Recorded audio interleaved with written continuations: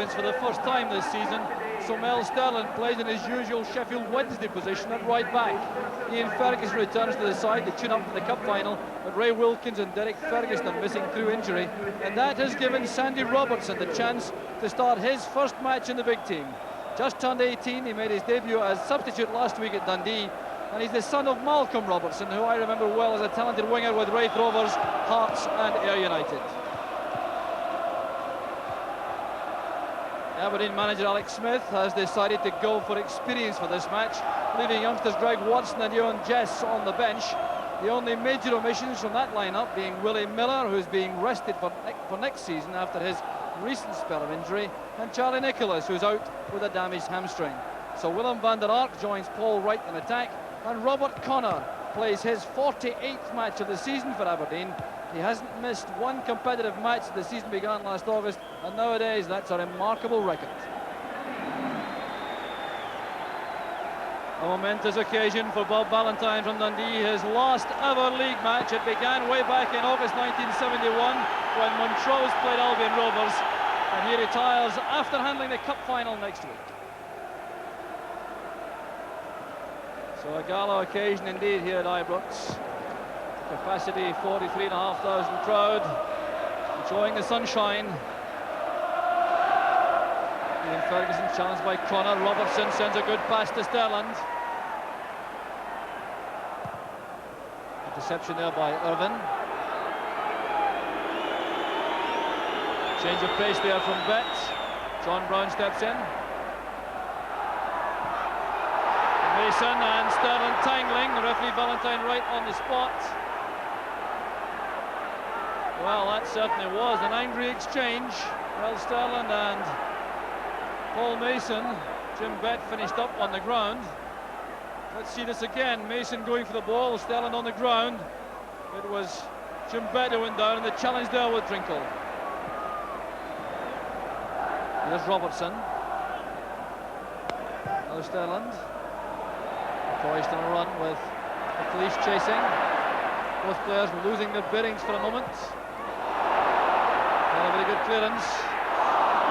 Ian Ferguson battling for the ball with Walters at the edge of the box. And thumped to safety in the end by Brian Irvin. The Rangers really do mean business.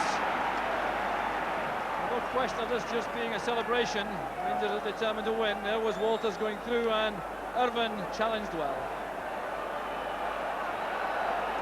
Here's Robertson. Well tackled by Ferguson. Very quick and powerful.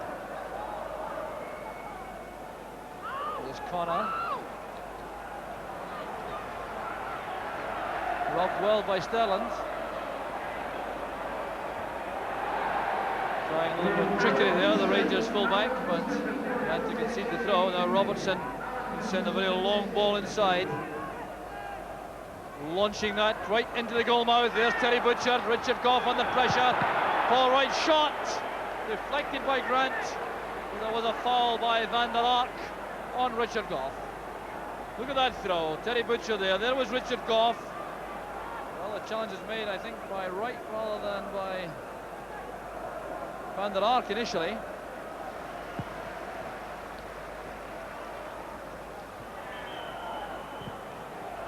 Brian Irvin penalised for a bit of pushing on McCoist as the ball was in the air. Referee Bob Valentine standing for no nonsense.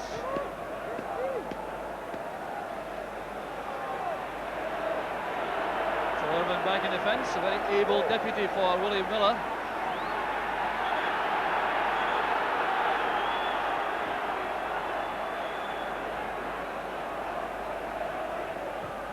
Played forward by Gough towards Butcher, cleared by Bett. Here's Mason. And intense pressure from Munro. Fine play by the fullback. There's McCoist. And excellent defending by McCoist. The referee has given a goal kick, saying the last touch is by McCoist. And what superb play this was from Stuart Munro. Look at the way he attacked his man, then drove the ball low across goal. McCoist and McCoist together.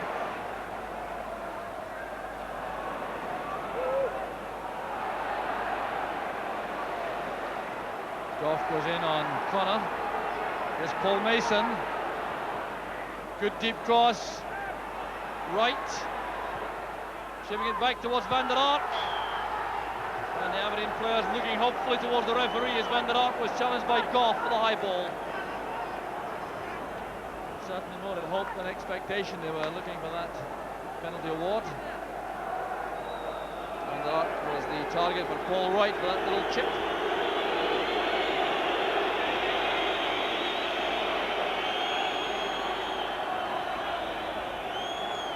So Jim Bett taking the corner. A very unpopular figure at the moment at Ibrox. McLeish helps it on, there's Wright. Well, perhaps the best chance of the match so far, falling to Paul Wright. Created by Alec McLeish's head flick. There he was, controlling the ball to the left foot. A tight corner to play the ball into, but he missed. And the score sheet remains blank. Timmy's header. Here's Grant. Now Robertson, neatly down for Monroe.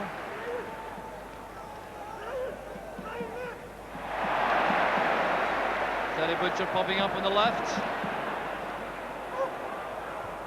Mark Walters getting up well. Here's Drinkle. And a magnificent save by Theo Snelders. The dipping volley stopped brilliantly, but here was the ball which caused the trouble from Butcher. Walters getting up well. Drinkle with a lot of time and space, deliberately trying to play it under the crossbar, but Snelders was there. Taken down by McCoist. The tackle came from McKimmie. The foul against McCoist. To body check on Irvin.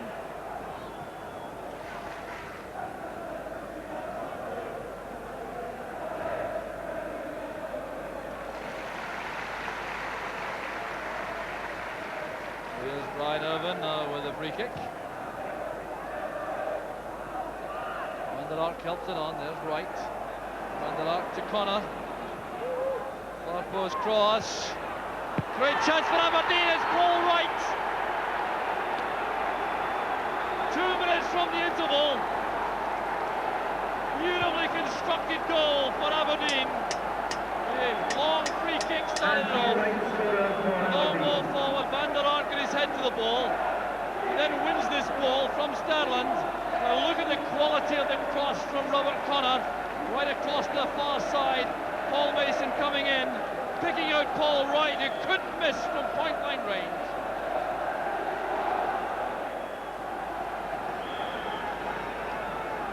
So Aberdeen start the second half, and Rangers will be mindful of the fact that they last lost the match on the 7th of January at Fir Park, Motherwell.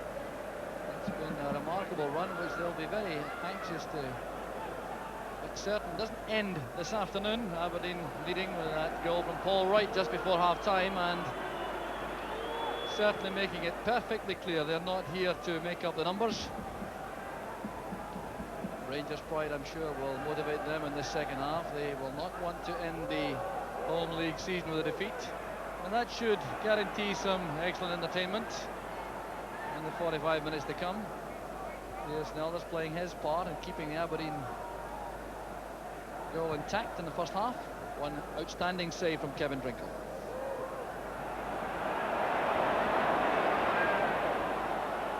McLeish towards Connor.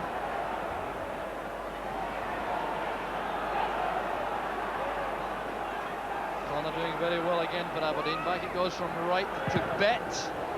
The danger spotted by both Brown and Robertson. Here's McKimmie. Brought down by Ian Ferguson. That was fine play that by McKimmie. Very positive indeed, committing the Rangers players with that run forward. Ian Ferguson was the offender. Jim Bett and Robert Connor over the ball. McLeish is in the box with Van der Ark. So is Irvin. Jim Bett for Aberdeen. A perfect free kick. 6 minutes into the second half, another occasion for the Aberdeen fans to savour. Well, set pieces don't come better than this. Just look at the way this went over the wall, dipped in at the postage stamp, and Woods was beaten. Well, Jim Bett enjoyed that to the full, you can be sure of that. His 8th goal of the season. Now Rangers will make a substitution. They're going to bring off young Sandy Robertson, who's certainly shown enough this afternoon to indicate that he's a real prospect for the future. Took a nasty knock early in the match. He's off to warm applause, and he's replaced by Davy Cooper. Always a welcome figure for the Rangers fans. Brown on to Cooper. Here's Monroe. John Brown trying to get away from McKimmie. Sending it in well, and a fine clearing header by Brian Irvin. Excellent play though by Brown. The way he made room for the cross, slanting that in, and Brian Irvin diving to hit the ball to safety. Here's Snelders. Pumped high into the stand behind the goal by Van der Ark. Another corner kick to Rangers.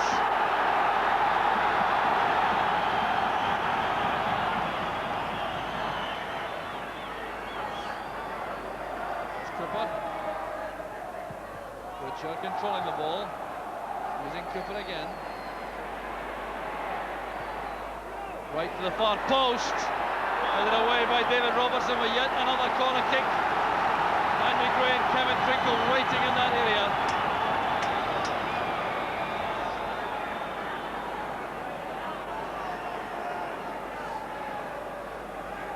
So it's Walter's turn to apply the pressure with the corner kick. Goff nods it down for Ian Ferguson. That's for Cooper. McKimmie wins it. Nudging it forward for Mason. Monroe wins it back for Rangers. Cooper now to Ian Ferguson. That's for Andy Gray. Now with Cooper. And the ball driven in there by Davy Cooper. Trying to find a Rangers player making a run into the box. Walters was a shade too remote. Goff underneath that. Paul Wright heads it on for Brian Grant. A chance for Aberdeen again. Turned away by Woods. Well, Rangers almost paying for pushing so many men forward. Badly exposed here as Paul Wright wins that head flick from Mel Sterland. Brian Grant on his left foot, challenged by Goff. It's a good save from Woods. Connor's corner kick headed away by Sterland. And as far as Mason, here's Jim Bett. Connor still available on the left. Away from Monroe. The header by Van der Ark. That's the third. 72 minutes of the match gone. Van der Ark gets his second goal in Aberdeen colours, and one which he'll remember for a long time. Created again by Robert Connor on the left. Look at the way he goes past Stuart Monroe. Then slants in this fine cross. It was touched on by Butcher. There was Van der Ark, and Woods couldn't keep it out. So the second substitution will be made now by Aberdeen. They're going to take off Paul Mason, who's played very well on the right side of midfield, and they're putting on young Greg Watson. Cooper with the free kick. There's Andy Gray, and a save from Snelders to remember. 7 minutes from the end. This is superb play. Andy Gray's header, and Snelders at his best.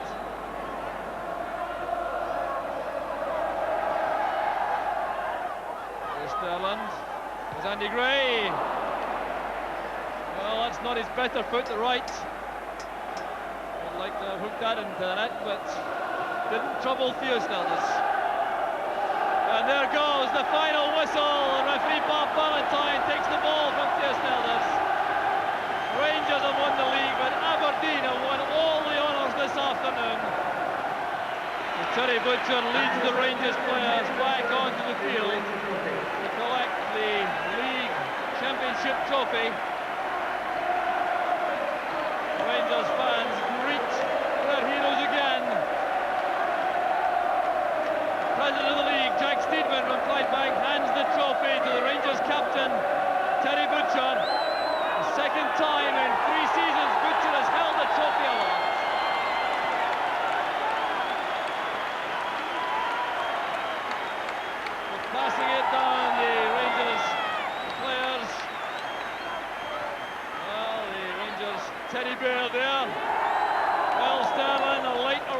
the scene from Sheffield Wednesday. Kevin Drinkle's first complete season. Stuart Monroe, one of the unsung heroes. There's Mark Walters. And Richard Gough. The keeper who had that traumatic middle of the season break with through illness, Chris Woods. Can I just say a few words on behalf of the lads? I know we've had a very poor afternoon. I think we saved our worst display for the last and best game of the season, but nevertheless, I'm glad that this bad game is out of the way, because we've got a hell of a game next week. So the championship goes to Rangers, but Aberdeen must be regretting those 14 drawn games, a total surpassed only by Queen's Park in